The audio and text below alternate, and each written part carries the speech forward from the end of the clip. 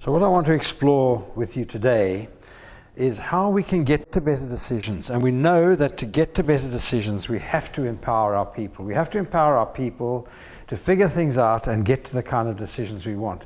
And there are three elements to that I want to share with you today. The first one is the gathering of information, how we source our information and the kind of decision-making material that we need. The second step is to say, how do we now display it or map that information so we can start to work with it? And finally, we have to get some kind of approval for the decisions we want to make. How do we now present that information that we have assembled? So what I want to first of all explore with you is the gathering of information.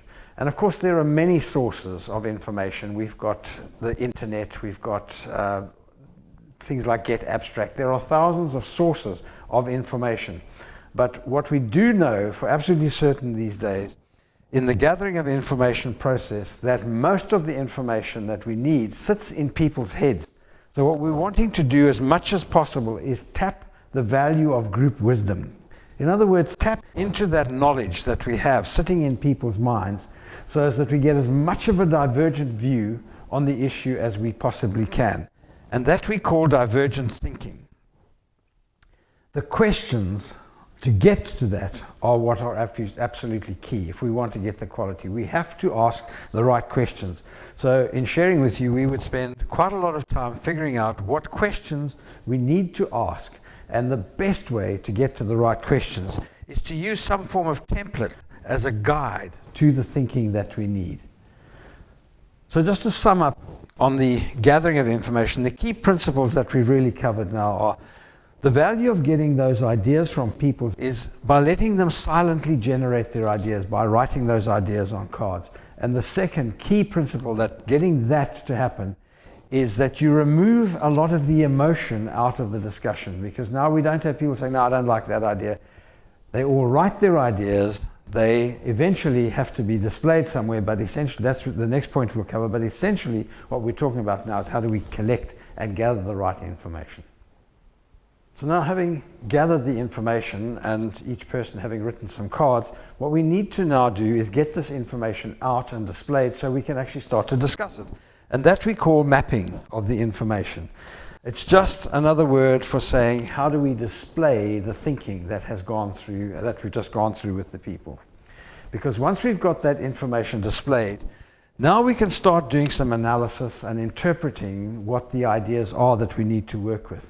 And having interpreted them and being clear about what we've got there, we can now start to debate the merits of the ideas that we have. And a critically important part about this is that because we're not evaluating the person behind the idea, we're actually evaluating the ideas, which is very important. And if we've once debated the ideas, then we can draw some conclusions based on those ideas and decide on what the way forward is. Now, in deciding the way forward, what we're now able to do is we're now able to reorganize that thinking, because we can very easily move these cards from one place to another. So we can reorganize the thinking of the group that we've had. And very importantly, we can create some flow and a logic to the information that we have. So the key principles that we've covered here are all of the information is available, which is a value of having everything displayed, that we have it. Because the cards can be easily moved, we can get rid of a card, we can add a card, we can shift the ideas around. More ideas can be added. And very important thing, because the ideas are visible, we don't have a lot of repetition that takes place in a normal meeting. So we avoid, again, introducing a whole lot of emotion into a meeting. So what we've now done is we have generated a lot of ideas and information. We started to map this information onto the boards. Now we maybe have changed the logic and got a new order out of this, but essentially we've developed this material into something that can be presented. So the next step is presenting this information so that we can get a decision ultimately. So the first step in the process is to use the displayed information as a prompt. So this card is my prompt. It's telling me what to talk about and how to do it. That means I'm much more able to keep the whole process and the conversation simple and understandable. I can stop and I can engage the audience and I can say, is that okay? Does that make sense? And so we've got that whole interaction with the audience. But it also means that I'm able to maintain my pace, and very important in making sure that this comes across well is that I have the confidence to put the ideas across and that I'm enthusiastic about the ideas. So there is automatic swelling up of buy-in and wanting to be part of this. And because I can stop and get that feedback, it encourages the audience to engage with the presenter. So the biggest plus out of all of this is, in fact, the audience engagement. And very importantly in that process is the fact that it saves so much time, because everything is now visible and available. It's much, much easier to understand and absorb this information, which means we get to better decisions and a buy-in by the group as to those decisions. So the key principles we're talking about here is that we can keep referring back to ideas as we're presenting, so that because we've got all the information. We can stop and ask the audience for input and engage with them. And most importantly, the cards are the prompt that keeps the presenter on track.